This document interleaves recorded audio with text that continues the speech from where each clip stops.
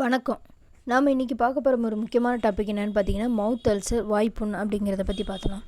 ஏன்னா இன்றைக்கி பார்த்திங்கன்னா நிறைய பேர் இப்போ நம்மளுடைய கிளினிக்லேயும் ஆன்லைன் கன்சல்டேஷன்லேயும் இந்த மாதிரி ஒரு சில பேஷண்ட்ஸ் சொல்கிறாங்க. இந்த மாதிரி ரெகுலராகவே எங்களுக்கு அடிக்கடி வாய்ப்புண்ணு வருது. ஸோ இந்த வாய்ப்புண் அப்போதைக்கு மருந்து சாப்பிட்டா குறையுது, அப்புறம் திரும்பவும் வந்துக்கிட்டே இருக்குது.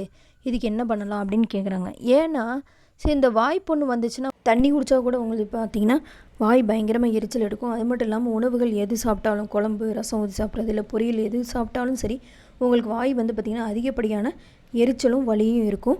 அது மட்டும் இல்லாமல் இந்த வாய்ப்புண் வந்துச்சுன்னா ஒரு வாரத்துக்கு பார்த்திங்கன்னா இந்த பிரச்சனை இருந்துக்கிட்டே இருக்கும். அதுக்கப்புறம் கொஞ்சமாக குறையும்.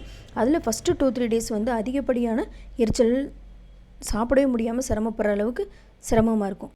இன்னும் ஒரு சிலருக்கு பார்த்திங்கன்னா இந்த எக்ஸாம் டைமில் மட்டும் எங்களுக்கு வாய்ப்புண் ஏற்படுது, அதுக்கப்புறம் பார்த்திங்கன்னா கொஞ்சமாக குறைஞ்சி சரியாயிடுது அப்படின்னு சொல்கிறாங்க. ஸோ இது மட்டும் இல்லாமல் சில நேரம் மனம் பதட்டம் அதிகமாகும் போதும் சரி, அந்த மாதிரி டைம்லேயும் பார்த்திங்கன்னா வாய்ப்புண் வந்துட்டு அப்புறம் சரியாகும். ஸோ இந்த மாதிரிலாம் முக்கியமான காரணங்கள் என்னென்னு பார்த்திங்கன்னா, ஒன்று ஸ்ட்ரெஸ்ஸு, ரெண்டாவது உள்ளே இருக்கிற நம்ம உடலில் இருக்க நுண்ணுயிர் கிருமிகள் சேதமடைந்தாலும், வயிற்று புண் ஏற்பட்டாலும், விட்டமின் பி சத்து குறைபாடு ஏற்பட்டாலும், உடல் உஷ்ணம் ஜாஸ்தியானாலும் உங்களுக்கு வாய்ப்புண் வர்றதுக்கான வாய்ப்புகள் அதிகம் உண்டு.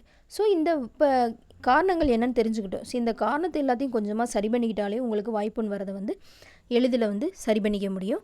ஸோ ரொம்ப முக்கியமானது என்னென்னா, விட்டமின் பி சத்து உள்ள காய்கறிகள், கீரைகள், பயிர் வகைகள் எல்லாமே சேர்த்துக்கிட்டிங்கனாலும் உங்களுக்கு குறைஞ்சிரும். இரண்டாவது என்னென்னு பார்த்தீங்கன்னா, மணத்தக்காளி கீரை ரொம்ப முக்கியமானது. ஸோ அந்த மணத்தக்காளி கீரையில் தேங்காய் பால் பாசிப்பருப்பு போட்டு நீங்கள் கூட்டு மாதிரி செய்து சாப்பிட்டு, குழம்பு மாதிரி அடிக்கடி செய்து சாப்பிட்டாலும் உடல் உஷ்ணம் நல்லா குறையும். அடுத்த முக்கியமான ஒரு விஷயம் உடல் உஷ்ணத்தை குறைக்கிறது அது மட்டும் இல்லாமல் உடலில் இருக்கிற அந்த நுண்ணுயிர் கிருமியை பாதுகாக்கிறது ஒரு முக்கியமான மோர் அப்படிங்கிறத. ஸோ அந்த மோர் நிறைய பேர் சொல்லுவீங்க, நான் டெய்லி தயிர் சாப்பிட தானே சரி, தயிருங்கிறது வேறு, மோருங்கிறது வேறு. ஏன்னா தயிர் பார்த்திங்கன்னா மந்தநிலை ஏற்படுத்தும். அது மட்டும் இல்லாமல் உடல் ஜீரணத்தை மட்டுப்படுத்தும் தன்மையுடையது. ஸோ தயிருங்கிறது வேறு, மோர் வேறு. ஸோ தயிரில் மோர் கலந்து நல்லா கடைந்து அந்த மாதிரி டெய்லி ரெகுலராக மோர் குடிச்சிங்கனாலும் கண்டிப்பாக உடல் உஷ்ணம் குறைந்து, அது மட்டும் இல்லாமல் நமக்கு தேவையான உடலுக்கு தேவையான நுண்ணுயிர் கிருமிகளையும் பாதுகாத்து நமக்கு குடலை சுத்தமாக வச்சுக்கும். அடுத்தது என்ன பார்த்திங்கன்னா, எப்படி வாரத்தில் ஒரு நாளாவது என்ன பண்ணணும், எண்ணெய் தேய்த்து குளிக்கணும். கண்டிப்பாக நல்லெண்ணெய் தேய்த்து கண்டிப்பாக வாரத்தில் ஒரு நாளாவது குளிச்சிங்கனாலும் உங்களுக்கு கண்டிப்பாக வாய்ப்புண் எளிதில் குணமாகும். அடுத்தது என்ன பார்த்திங்கன்னா, தூக்கம் ரொம்ப முக்கியம். ஏன்னா மன அழுத்தத்தினால தூக்கம் இல்லாமல் சிரமப்படுறவங்களாம் நிறைய பேர் இருப்பாங்க. ஸோ அந்த தூக்கம் கெடாமலும் பார்த்துக்குங்க. அதுக்கப்புறம் ரொம்ப முக்கியமான விஷயம், உங்களுடைய மன அழுத்தத்தை குறைக்கிறதுக்கு தேவையான யோகா பயிற்சிகளும் தியான பயிற்சிகளும் பண்ணுங்கள். அப்புறம் உடல் உஷ்ணத்தை குறைக்கிற முக்கியமான ஒரு பிராணயாம பயிற்சி சீத்தளி பிராணயாமம்னு சொல்லுவாங்க. அதாவது நாக்கை சுருட்டிக்கிட்டு மூச்சை இழுத்து மூக்கு வழியே விடுறது.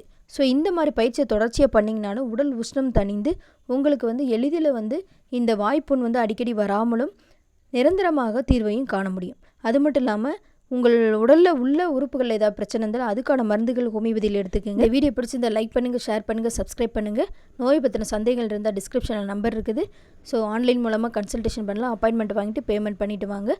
கிளினிக்கில் நீங்கள் கன்சல்டேஷன் பண்ணாலும் அப்பாயின்மெண்ட் பண்ணிவிட்டு வாங்க. நன்றி, வணக்கம்.